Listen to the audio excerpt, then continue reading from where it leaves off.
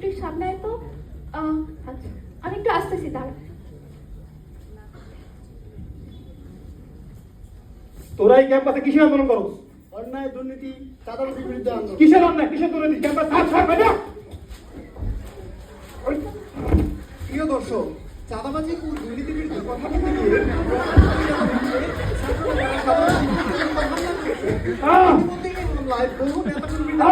শিক্ষার্থীরা আহত হয়েছে বলে আমরা জানতে পেরেছি।